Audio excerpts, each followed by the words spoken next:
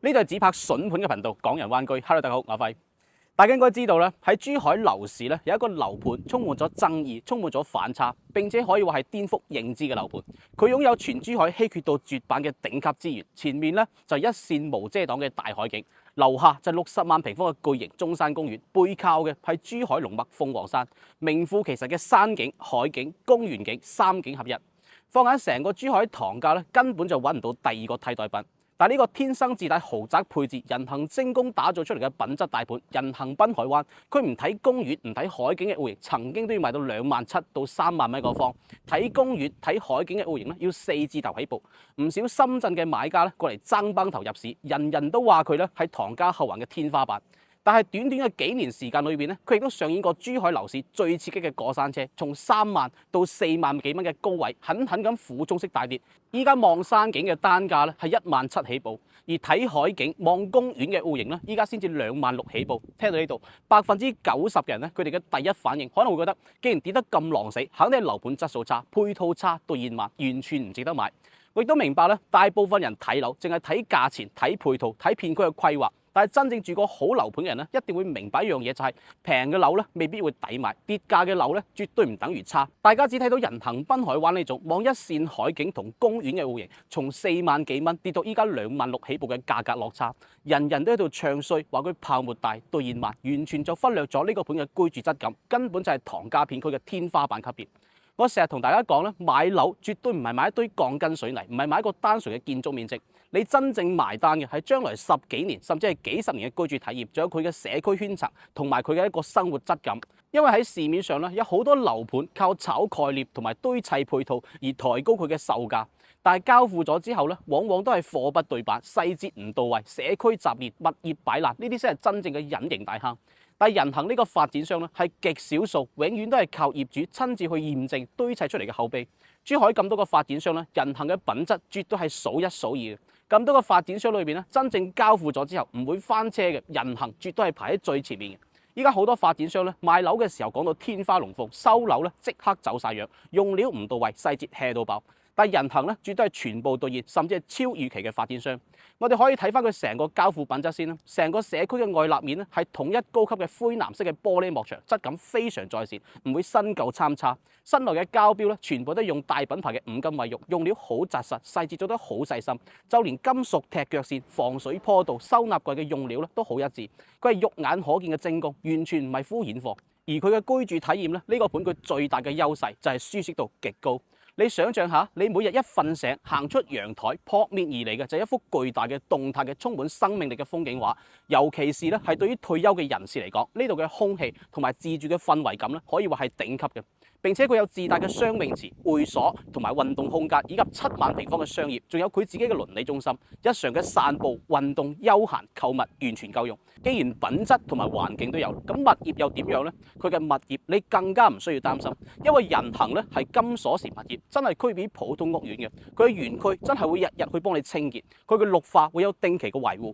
喺落大雨同埋打風之前咧，佢嘅物業會主動上門去幫業主關窗，仲會排查隱患，反應快，責任心強，並且待人有禮，管理嚴格。社區嘅秩序同埋環境咧，長期都會保持乾淨企理。再加埋呢度嘅業主咧，大多數都係高薪行業，教師白領，圈層純粹，倫理質素高，所以成個屋苑咧就自然會更好打理。好啦，我哋依家上去睇下佢呢個戶型先。好啦，咁現時我哋上到佢4座18樓嘅實體示範單位咧，我都可以見到嘅2梯4伙嘅佈局，前面02同埋03嘅話咧係朝南向嘅細積，然之後後面01同埋04咧係朝北向嘅大積。01係示範單位，04係交標142個方嘅4房2廳2衛。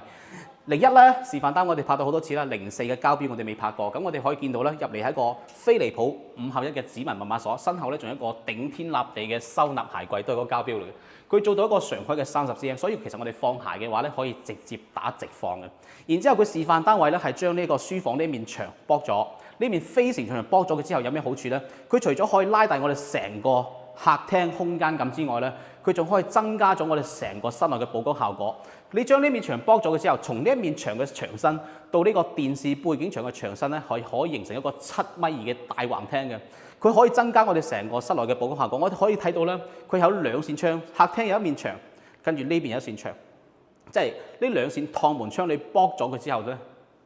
就可以增加我哋成個空間感。我哋可以行翻出嚟呢度，俾大家感受下。嗱，如果你將呢面飛船進行剝咗佢之後咧，我哋身後仲有一扇呢個中央空調，可以幫我哋嘅室內拉翻個比較舒適、比較柔和嘅風。跟住行翻出嚟呢度，仲有一個7米嘅景觀陽台。直面嘅就係一個60萬平方嘅中山公園啦，一線海景同埋山景。我哋正前方咧仲可以遠眺翻呢個全長24公里、耗資430億打造呢個深中通道。我哋正前方500米咧就係呢個情侶北路。我哋走情侶北路去接駁翻呢個馬鞍島，用時係20分鐘嘅啫。亦即係話從我哋呢個項目出發，一直去到深圳嘅寶安機場，用時係35分鐘就可以實現得到嘅。然之後我哋從呢邊翻入嚟我哋嘅室內，俾大家感受下佢呢個飯廳嘅實際尺寸，因為佢冇做呢個護牆板，佢實際嘅淨開間咧係去到3.3米幾嘅，所以其實喺呢個位置放翻個直徑1.5米嘅大圓台嘅情況之下咧，佢係完全唔會影響到佢呢個過渡嘅動線。咁全屋嘅中央空調咧都已經係交標嚟㗎啦。咁再睇翻呢邊，佢呢個長虹嘅推拉摺疊移門啦，佢嘅質感係非常之到位嘅，所以佢甚至乎可以吊打工科嘅中海。所以成個質感嚟講，人行佢敢認第二，冇人敢認第一。咁入翻嚟呢度仲有一個雙門嘅雪櫃位啦，同埋佢全部咧係幫我哋做咗呢個魚肚白嘅面板、沖控面板。然之後比較值得分享嘅咩咧？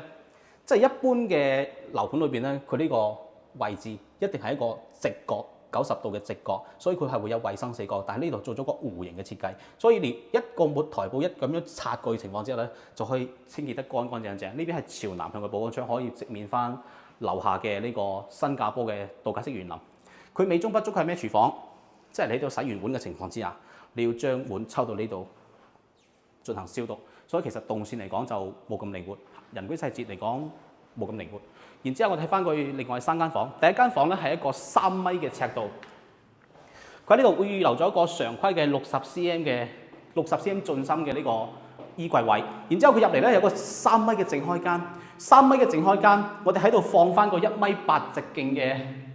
床身，再放多個兩個床頭櫃，佢完全係可以兼顧得到嘅，仲可以兼顧到你3邊嘅落床位。然之後呢邊係朝南向嘅寶光窗，跟住。嗱，考驗佢呢個人居細節嘅地方就係、佢完全係將咗呢個洗手台盤啦，同埋馬桶區啦、淋浴區咧係做咗個3分嚟嘅。咁如果你屋企如果有人喺度刷牙洗面嘅情況之下，同埋裡面同時有人沖緊涼嘅情況之下咧，就可以做到互不干擾。跟住咧，佢全部都係啲金屬材質嘅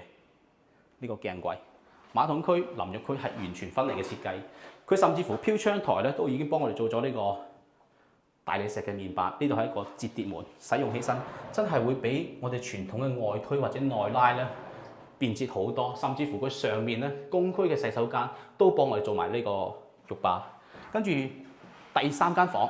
呢間房係一個2.9米嘅尺度。呢個2.9米嘅尺度呢間房咧，如果係正常嘅退休人士居住嘅情況之下，你可能喺度做翻個書房、功能房、茶室，甚至乎呢個醫務間都 OK 嘅，係嘛？呢度可以直面翻呢個60萬平方嘅中山公園。然之後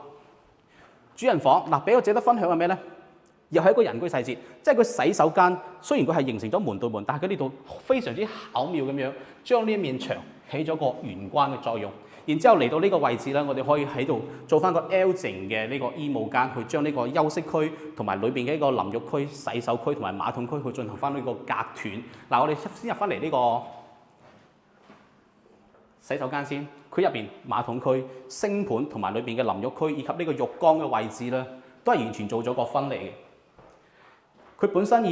喺下面咧，都已經幫我哋做咗個坡道嘅設計，即係如果你喺沖涼嘅情況之下咧，呢啲水咧係會好自然咁樣會往呢個地漏呢個方向流翻落去。跟住佢利用咗個窗台嘅位置做咗個浴缸俾我哋可以出翻嚟呢度俾翻個鏡頭，即係喺度沖涼，你用浴缸嘅情況之下咧，你都可以呼應翻出邊呢個60萬平方嘅中山公園，甚至乎呢個一線海景以及呢個中山嘅馬鞍島呢個深中通道，我哋可以睇得到。然之後我哋行翻出嚟呢邊，俾大家感受下呢個主人房嘅休息區，3.5米嘅大開間，佢嘅淨開間就已經可以做3.5米，呢邊係朝南向嘅保安窗。現時呢個單位咧係2.6萬起，如果大家嚟到呢個塘間去對比呢個格力海岸或者華發珠海灣嘅情況之下咧，大家都可以對比埋呢個人行濱海灣。因為如果你想揾到一個集呢個公園、海景、山景呢種多重景觀於一身嘅話咧，放眼成個珠海嚟講，人行濱海灣係唯一一個嘅啫。如果大家需要更詳細嘅測評報告嘅話咧，可以直接微信我或者 WhatsApp我，我第一時間將詳細嘅報告 send 俾你。我係輝，我哋下期再見。